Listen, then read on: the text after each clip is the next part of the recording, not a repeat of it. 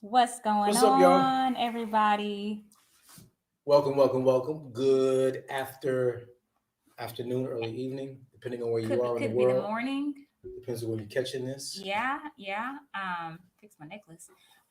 What is going on? We are excited to be here to share something that we've never shared before. Definitely not Actually, in this way or in this not format for sure. publicly ever. Maybe pieces. Pieces, but not in the way that we're going to share it. No, not. So before we just dive into everything, we want to make sure that you can hear, you can see, and let's introduce ourselves, right? So, Yeah, what's up? I'm Noel Buckley. what's up? I'm Sway Buckley. Yep, and we are Dot marriedpreneurlife.com. com. Yep, we help mission-minded married entrepreneurs, those who want to get more clarity, generate more income, but above all of that, leave a lasting impact. Absolutely. So, married entrepreneurs come to us to sync high level systems with laser clear strategy to build out a solid structure for their legacy and to do that peaceably and profitably. That's Amen for that. right. So, today we are He didn't mind if I have another. and then Yeah, I mean, as long as you're not gonna be in the mic like that. yeah. These are my Altoids. No promote. So, with that being said, I think it's important to share with you all a little more about our personal background. I Yeah. think we're just now getting.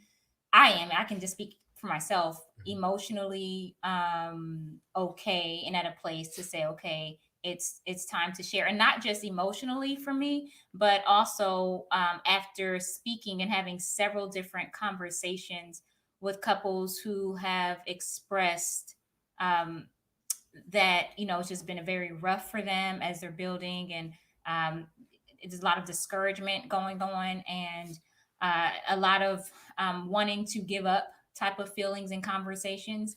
And so we get that, right? And so we don't want to just say we get that, but we think it's really important to model what we say we believe, and to show that, and And that's to even explain why we get that.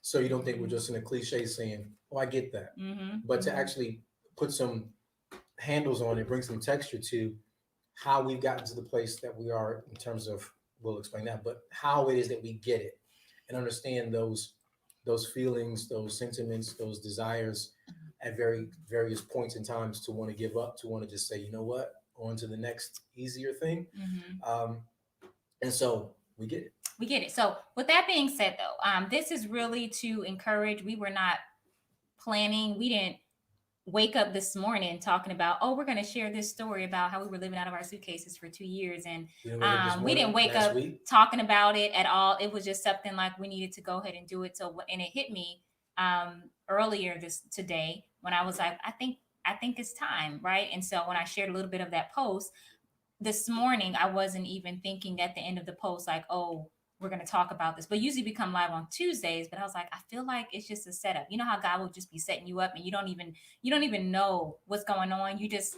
go with the flow, and then you're like, I see what you did there. I see what you did there. So here we are. And I think this is going to be something that is going to be a bit much all in one setting. So we're just going to break it up over the course of this month. This is the month of June, which is actually the month that we went, like, our whole life changed, and off of one word from God, which was go. Our good friend Lanisha in the comments earlier in the Facebook group was saying, you know what, that's your GOversary. I Yeah. said, we're going to Shout stick out with Lanisha. it. That was a great one. Shout out Lanisha. So this is a part one of the GOversary. And the reason why we're sharing this, because we all have our own stories. And oftentimes we don't realize we're in the middle of it. We're in the middle of our stories, and we're in the middle of, even if it's like a hard place or a hard season, how important it is to understand that it's just another part of the story. It's another part of the story. So we want to just share a portion of it today. We'll likely come back next week and share the next piece of it. But it's not just about sharing the story. It's really about sharing the lessons that encourage you and strengthen you right where you are. And for those of you on Facebook, you can go ahead and press that share button to get this encouragement out to others. I'm not sure yet how long we're going to leave this video up on the other pages that we're that we're streaming to. Mhm. We do plan to keep it the longest though inside of our Facebook group, which is Marriage Plus Entrepreneurship. So you all Yes. are welcome to join us over there to join in the conversation, and to continue to share, or for the pieces that places that you've missed it, you're welcome to join us over there to see the updates with that too. And this is all kind of like in the same flow. This week, we well, actually was last week, we launched our episode for the Maripino Life podcast, Mm. uh, building without burnout. Building without burnout. Yes. Legacy builders need to understand how to build without burnout. Because if we are burning out, constantly burning out, and thinking that is like the norm, then we have totally missed the point of enjoying that journey together as we build, not waiting till we get to the finish line to enjoy that journey. So we want to Mhm. encourage you all to go take a listen to that. It's a great reminder. It's a great reminder for us, and we did it ourselves. I'm like, I'm gonna have to go back and listen to it too, because it's rich and very practical, but also insightful to help us continue to build in a way that is going to be sustainable, and that is trusting God.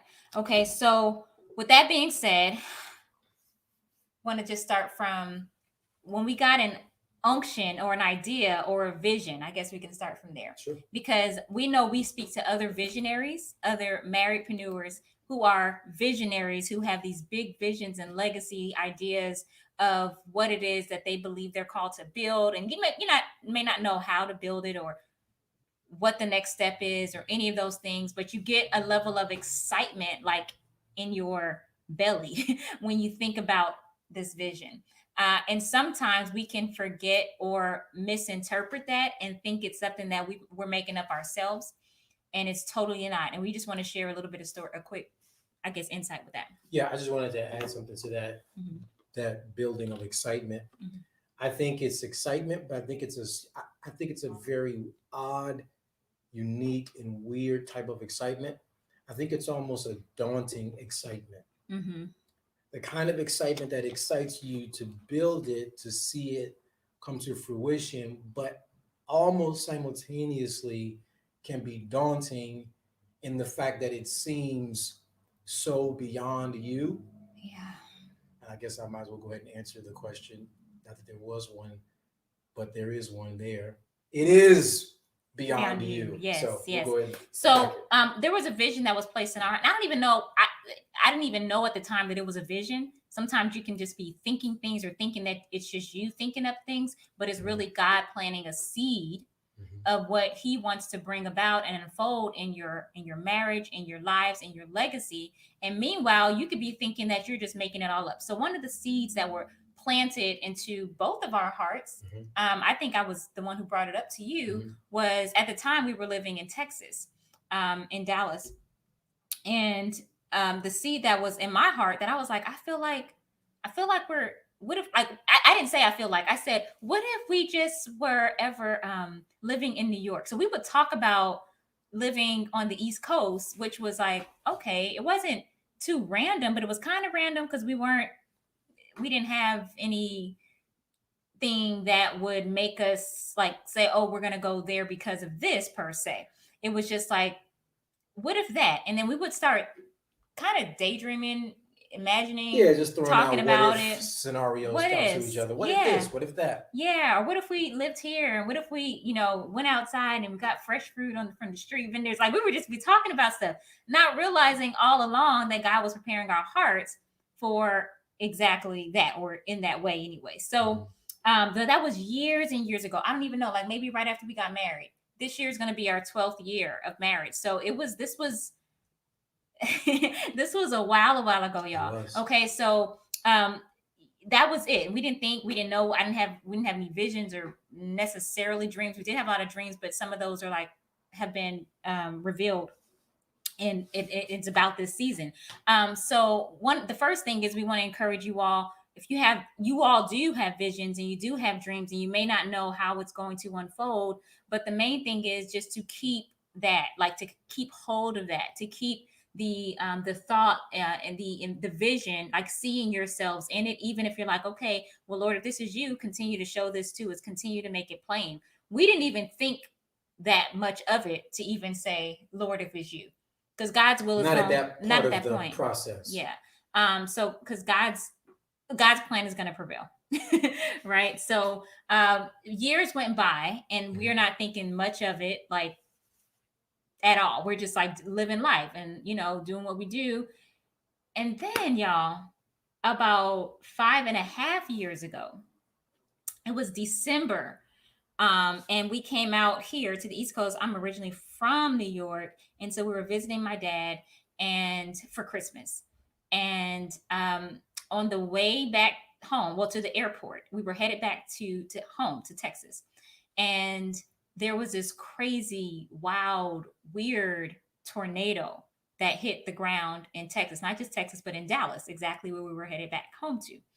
And so my dad drops us off at the airport and we go up to the counter and the lady tells us that, all the flights are canceled until further notice. This was December, I guess it was like 30th, because we were Mhm. planning to be like spend Christmas out here and then spend um, New Year's in Texas with our other, family and friends Mhm. there. Mhm. So what happened was they didn't know when the flights were going to be opening up again. They were just like, it is what it is.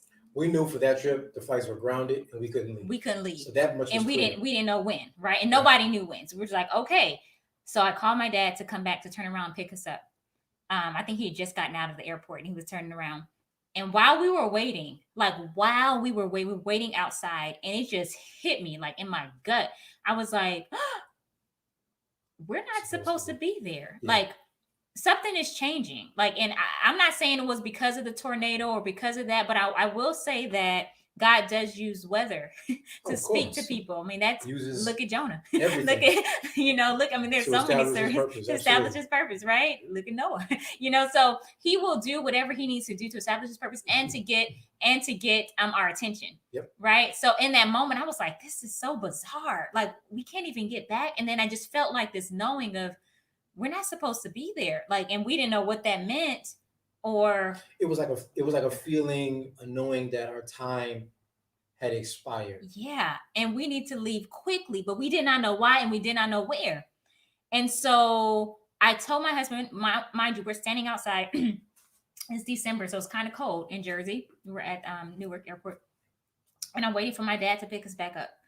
And I just tell my husband, I said, husband, I feel like we're not supposed to be there. I feel like God is saying this, So I told it Mhm. to him. I was hoping that he would say, oh, I don't hear that. Like, that's why I was telling him, like, so he could be like, oh, yeah, I don't know about all that, but, I'll pray for you, But he said, I concur. Like, I feel that too. And I was like, no, you're not supposed to feel that too. And so I literally just started bawling right there in the airport because I was like, I don't know what is about to happen, but our whole trajectory is about to pivot. And so I literally just, cried there as he helped me. And then my dad came to pick us back up. And um, by the time we got home, it was actually the following year because it was at the end of that month. Okay. But here's the thing that was said to us that I want to share with you. At that airport while we were waiting for my dad to circle around again, I heard, I don't know if you heard it, but God say, if I want to come over. Yeah. Um, do it quickly. Make haste, make haste, make haste. Like, don't get back home and start getting in your head. Don't get back home and start thinking about how does this work or what about this or can we do like don't he was just like make haste, move quickly, move quickly. And I was like, and it just hit me again like God said make haste. We got to move quickly. We can't waste time. And God is so gracious. We got back home and we were like, did that happen? Like the children of Israel. We were like, did all that just happen? Well, Yeah, and then logic began to set in. So I want to share this lesson as well. Like what God tells you to do, it will not make sense. What God tells you to build, it will not make sense. Where God tells for you to go, it will not make sense. Like he's not going to just share all the pieces on how it's going to get done because then what do you need faith for? Right? Like where does that fit in? Right? So we got back home and it's so easy to lean back and lean on logic. But logic is literally can literally be the opposite of obedience. If obeying is going against logic, what God is saying, and sometimes He'll do that, it just doesn't make sense. Yeah, let me We have to. unpack this Mm-hmm. concept of logic really Mm-hmm. quickly because um, Please, a place. I heard you logic, talk about it. yeah, Mm-hmm. logic is like a it's like a two-sided knife or sword, right? So Yeah. on one hand, logic is really good, Mm-hmm. and we have logic when it's used in the right way. Except logic gets us in Mm-hmm. trouble because oftentimes we attribute logic to what most people have done or what most people have or what most people do and how most people look at circumstances. And when I say most people, I'm talking about people who oftentimes really have no concept of God. And so what happens is we say, well, would any average giving person leave a place of comfort, a place of predictability, and a place of familiarity? Because we all like All comfort, those things. we all like things we can predict, and we Mm-hmm. all like a sense of familiarity. In fact, when we go into new territories, new, when I say that, I'm saying whether it's a job shift, whether it's a physical move, whether it's some kind of life change by a decision that comes about, we're trying to recreate comfort, a sense of predictability, because we like the things that we can tangibly count on, and Yeah. we want it to be familiar or have some Yeah. degree of familiarity. And so oftentimes, and I'll say this for me, it wasn't an audible voice, it was a weighted sense of urgency Mm. that I just felt. And when I say weighted, I'm saying WEIGHTED, like it was a Yeah. weighted sense of urgency in my heart and in my mind that this needs to happen quickly, this needs to happen fast, and we Mm. don't need to slip into Mm. routine, which is often informed by logic as well. So Mm. Oh, that's so good. So good. So, y'all, we got back to Texas and we started leaning into logic because none of that, what happened, what we felt in that moment mhm. made sense to us. So, Or for all intents and purposes, a lot of other people either. yeah, right. This is true. And so we just brushed it off. We got back early January and we would talk about, oh, remember when we felt that in New Jersey? Remember when we were feeling like God was talking to us or Mhm. did it, all these things. Mhm. And we were like, yeah, yeah. And then we just, oh, well, I guess God's going to show us where to go or what that really means next, right? But He didn't say that.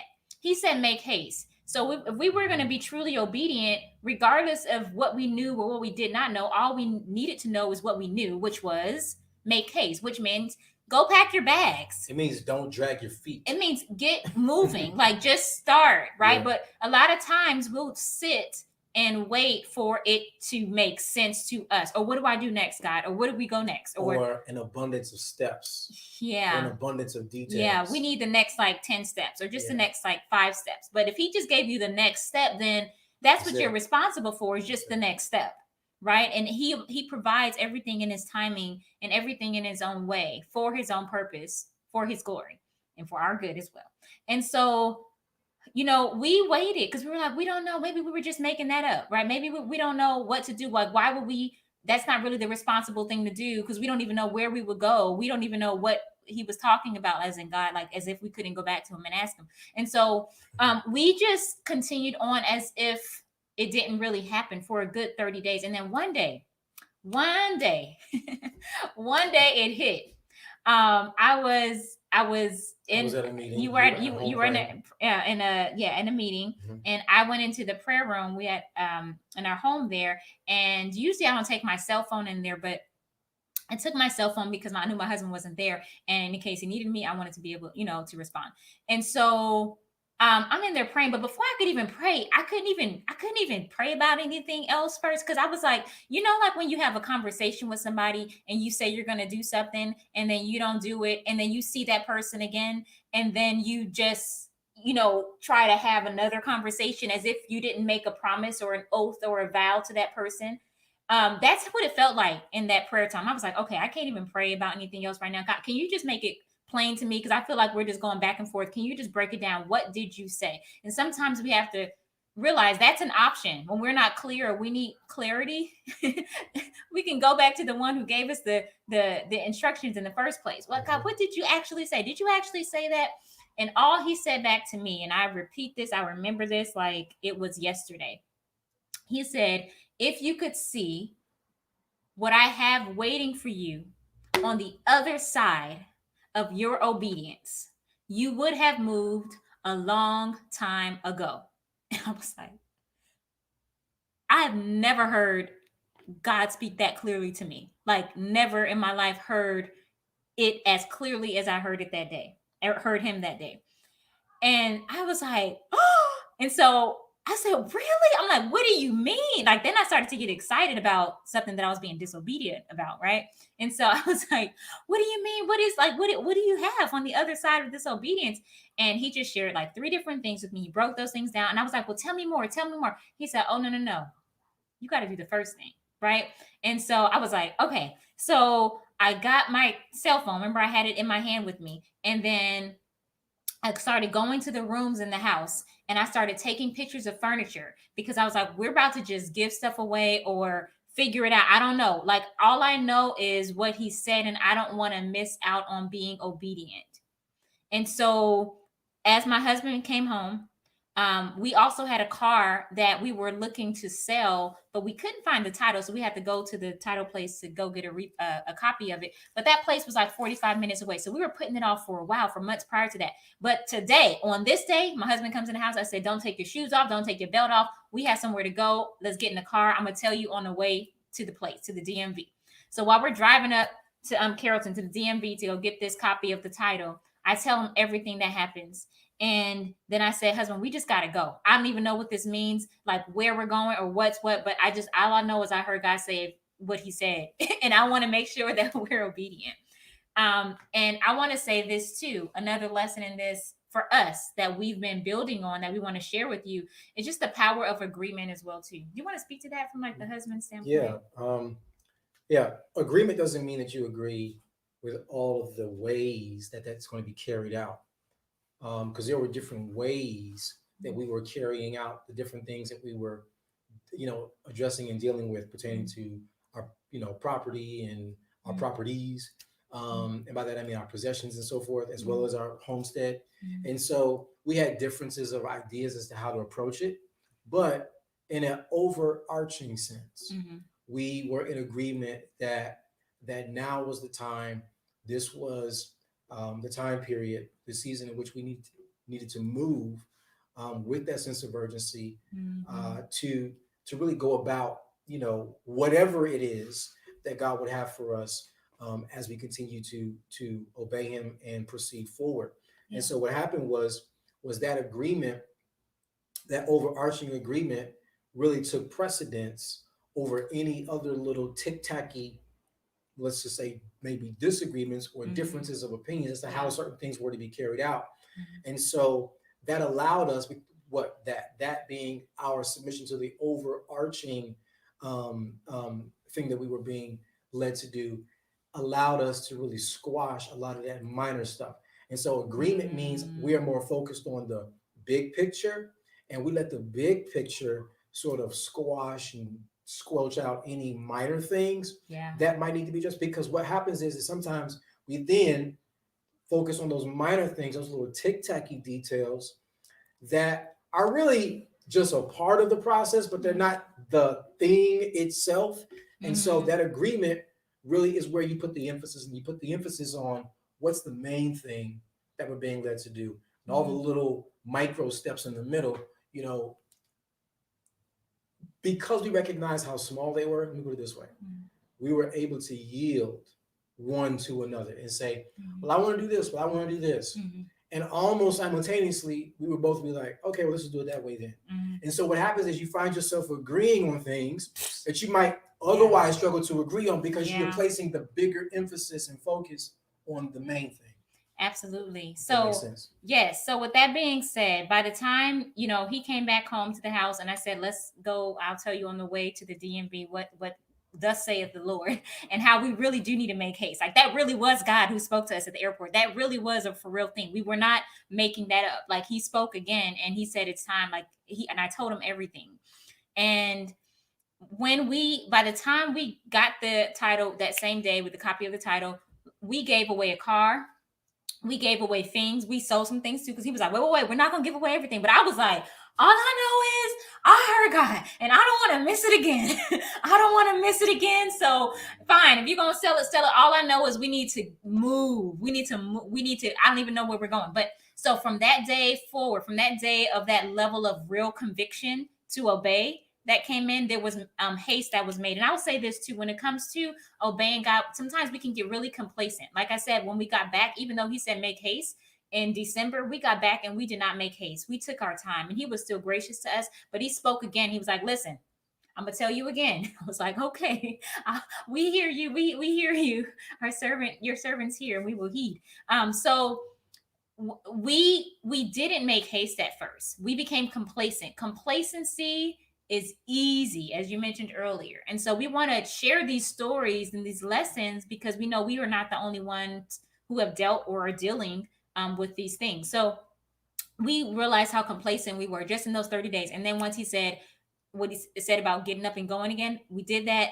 Literally, y'all, from that day, 7 days later, I count them 1, 2, 3, 4, 5, 6, 7 days later, we were clearly moved out of our house. And we had, I mean, when I tell you it was a and that's the thing, y'all. When God says go, you go, and you leave the consequences to him, as Dr. Charles Stanley says. You obey God and you leave the consequences to him. It does not make any type of logical sense of how quickly that move happened. It did not, I mean, we didn't have our house on the market. We ended up leasing it. We never put a sign in the yard. I said, if it's God speaking, we will get it. We will have a tenant in here. We turned that thing into investment property. And when I tell you things happen so quickly, we got the pods coming in because we didn't know where we were going. We were like, God, are you sending us to China? Like, we didn't know. We just had to keep it so open. So we're like, well, if he sends us to China, we don't want to have things in storage and then have to go back into storage. And I detest packing and unpacking. And I'm like, why would we go to storage? That's like packing and unpacking again. Let's put everything into pods so it can be shipped wherever God has for us to go, whatever our, remaining belongings are that we didn't get rid of or didn't sell.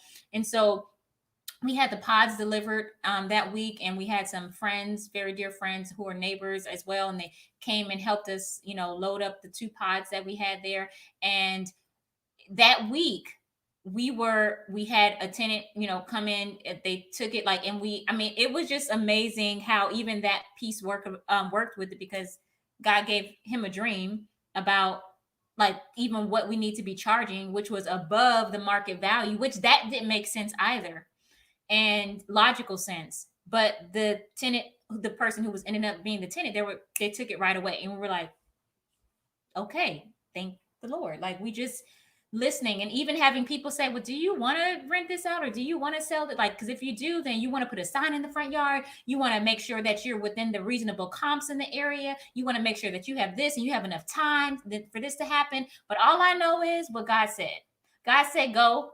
He didn't need a sign in the yard. He didn't need us to be in, with the comps. He was just like, this is what you're going to do. This is what you're going to sell for. You can let them know. And we put it, I guess, on the online or whatever system, whatever that's called. I don't know if it was like MLS, whatever. Mm-hmm. But from there, he said, well, what happens if it doesn't sell? I'm like, we can't think about that. Like, we just have to do what God says do. And I said, if we need to put a sign up the next week, we will. But I didn't want all of our business out and people asking questions we didn't have answers to anyway. So I was just like, I don't want to sign in the yard. Okay. I don't want to sign in the yard. It's just going to have to move without a sign in the yard. And they just thought we were crazy for that. But listen, God did it. And so I hope this encourages you as we're sharing a little bit about this. So I want to say something before we close out. Okay, I was going to tell them what happened when we were packing. So I want to say this too, because we didn't know if we were going to China. We didn't know if we were going to downtown Dallas. We lived in Dallas or the Dallas areas. So while we were packing, we were in separate rooms. I was in one of the guest bathroom. You would think in our bathroom. We were just moving things and just getting things in boxes. While we're packing, in the middle of that, y'all, I was like, wait a minute, God, we don't know where we're going. Like, we're just excited about I was excited about hearing you. We're just moving, but where do we go? Like, uh, where do we go? We're packing our bags. We just signed our property out, so we don't have a place to lay down after we move out. So what? And he spoke so clearly. He said, I felt like we were living out an Old Testament story in the Bible. He was like, go to your in-laws who live like 45 minutes from us at that time. Stay there for 30 days. I will tell you what to do in 30 days.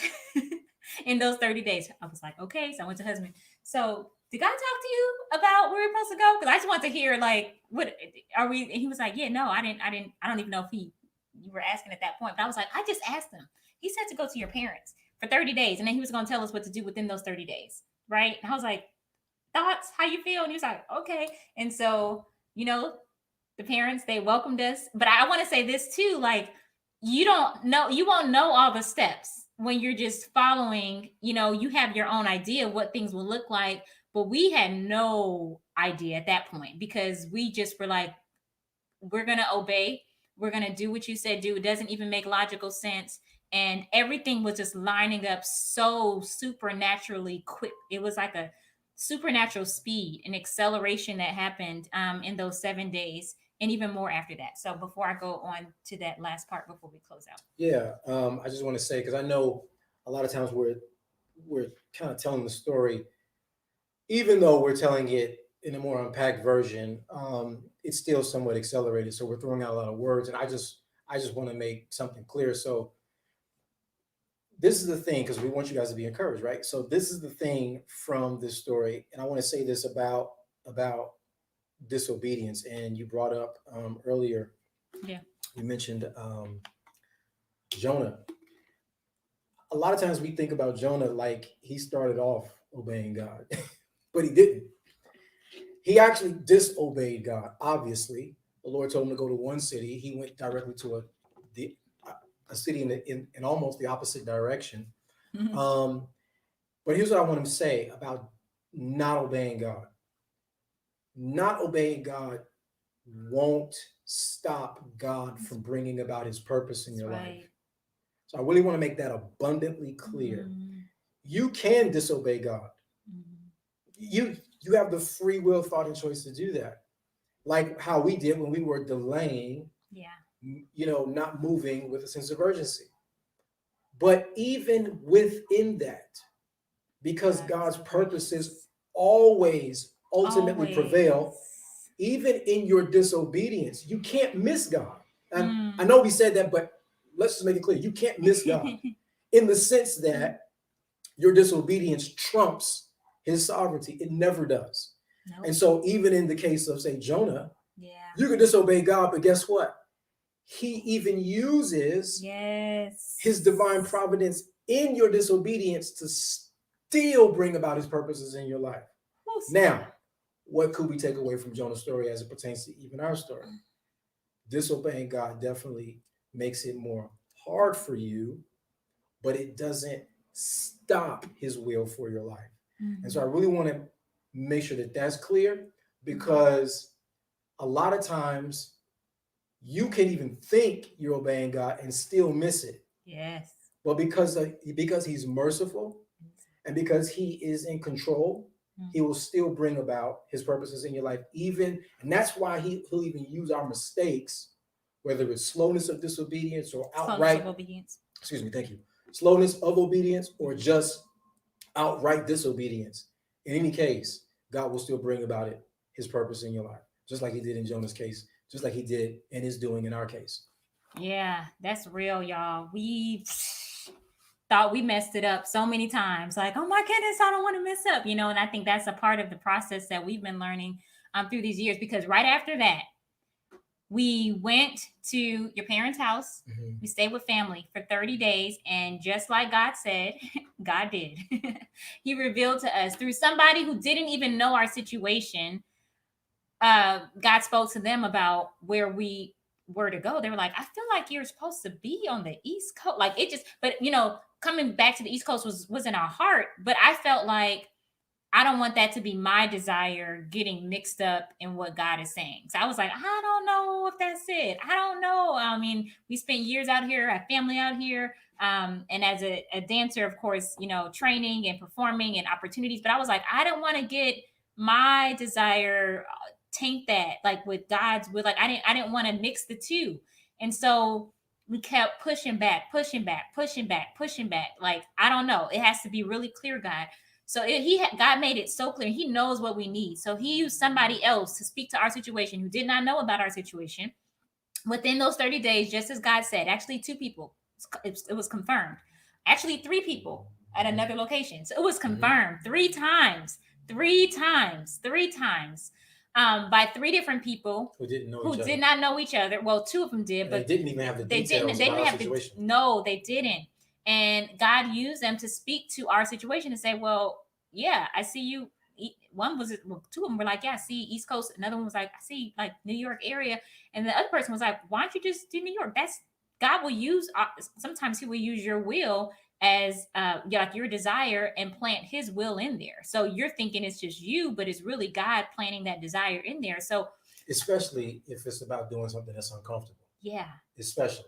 yeah, Because there was nothing comfortable, predictable, or even quote unquote safe, if you will, about us moving to the East Coast. Nothing. yeah. It would have been our will, if truth be told, to actually stay where we are because it was predictable, it was comfortable, and it was quote unquote safe. Yeah, all of it from our home. We didn't even finish furnishing our house. Like we were still furnishing. We had our house was built from the ground up. So we were still getting settled. You know what I mean? Like we were still connecting with neighbors, and we had our community and our friends there. Like everything just so comfortable, just so comfortable. And God was like, "Oh no, let me pick you up and take you out and plant you somewhere else." So literally, we got that confirmation within 30 days. Those 30 days were this month, or I guess May, about 5 years ago. During those 30 days though, the word was like, we need to move speedily, hastily, what God said, but also was confirmed by the people that He was using to speak into our lives as well about it too. Meanwhile, business is still going on. Meanwhile, we're like just figuring out what are we doing in life, that all these things, in ministry, what does this look like? But God was at the same time uprooting us and then replanting us somewhere else. And it felt very uncomfortable and very vulnerable, to say the least.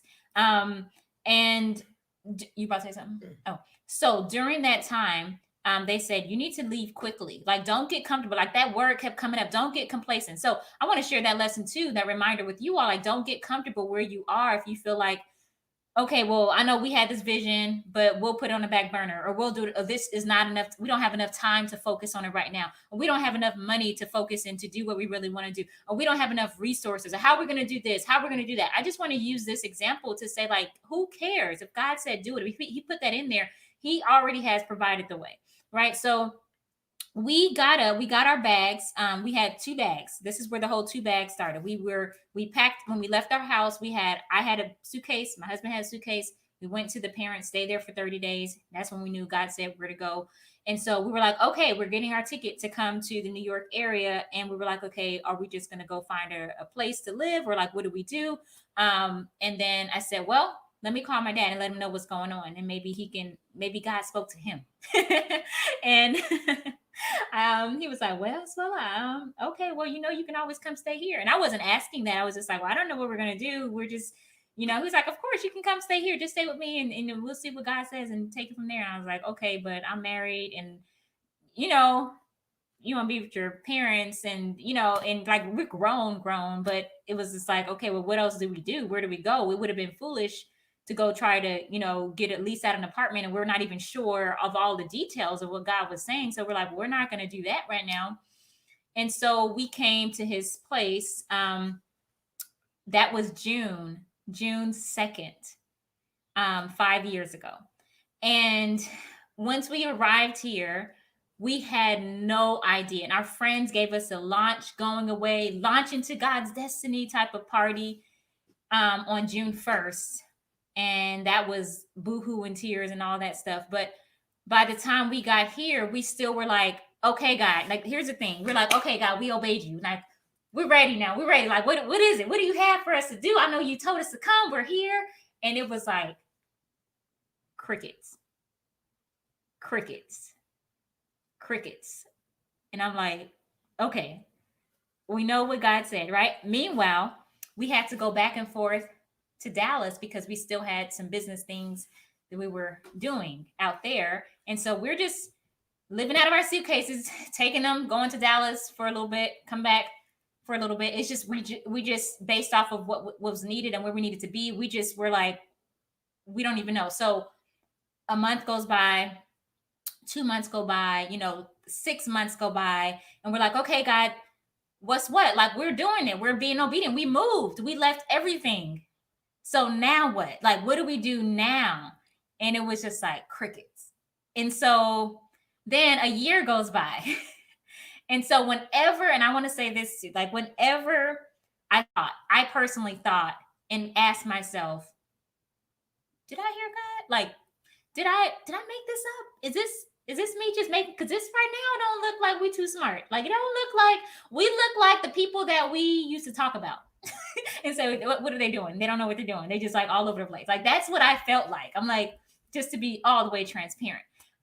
So we were just out there. When I say out there, like, we are walking on water because we don't know what's going on. We don't know. All we can do is keep our eyes on our King. We can't even look around at what's going on because we know what's going to happen is we'll sink. When we're talking about being in agreement, especially during this time, our relationship really began to like become even more cemented by testing. He not because we wanted it to. It was tried by fire. That's how concrete cements and solidifies. Woo. You put heat to it. That's how they make mortar. Yeah. Okay. So I don't want you to think, oh, we just fell in love more deeply and things just connected. No, we've been tested, and that's how it got more cemented. If we're really clear and honest on that one. Yes, that's a real husband. So what we would do, and I know God was laughing at us. He probably still laughs at us when we do it, but it's more second nature now. So whenever one of us would have an issue or get an attitude or try to get an attitude with the other person about something, whatever, petty, whatever, we had to, when I tell you, we had a vow on top of a vow that we would not allow any type of division, any type of anger, any type of unforgiveness, any of those things in our marriage, especially when we walking on water. Because we can't afford to sink. Because if I go down, we all go down. If you go down, we both go down. Right? We're not trying to go down. We just out here. And so we had to make a vow on top of a vow of what we already knew to do, but we can not only are we going to forgive each other for whatever it is, we're going to do it quickly with we're going to make haste in the forgiveness. So it got so funny. It got to the point where like he would say something to me, or maybe he did something, or I didn't like it. He wasn't doing it fast enough for the way that I wanted, whatever. I'm just like, and I'm like, okay, I'm sorry. Like, it just happened like that fast, like within 60 seconds. It was like, I'm sorry. Do you forgive me? Yes. Okay, it was like fast. I know we were just acting. Yeah, we were just acting it. And it was like, and then he would do the same thing. Like whenever he got frustrated with me, he's like, you know what? I'm sorry. I'm like, I forgive you. It just, and that was it. We had to learn to keep it moving because we knew if we stayed there, we would be stuck there. And we knew that God was going to move us forward, but it was going to be a miserable experience. And so since that time, that has really helped us in our marriage, just really being in that type of fire of like the unknown and uncertainty in the hands of a certain God. And so when I say certain, I mean like a sure, like right. Sure God. Okay. The holy God. Okay. So during that process, that took literally y'all, it wasn't like I said, a month or 6 months or a year, 2 years. It got to the point where we had, people asking that, what are y'all doing? So what y'all doing? And we're just like trusting God, and we're still building businesses, but like we're doing it from our suitcase. And one moment we're here, and the other it's just very unsettled, but not really sure what was this whole thing about. God, was this just a big test, or was this I'm like, I know it wasn't a joke because you don't do those types, like that's not even your character. But I felt like, is somebody laughing at us? Like, what is going on? And we had to get to the place of like just a point of no return, a point of a trusting at a point of no return. And as we build legacy, as we build businesses, as we build our marriage, it always has to be at a point, at a place of like of no return, of not going back to the old way, of the old default. And just when we thought we were okay, getting some level of consistency down, well, maybe we're gonna, go ahead and settle. We didn't have to do Dallas so much more, because a lot of the things kind of settled there and just we transferred them online. Um, Something, I say tragic, I say unexpected, occurred, which really brought everything kind of full circle.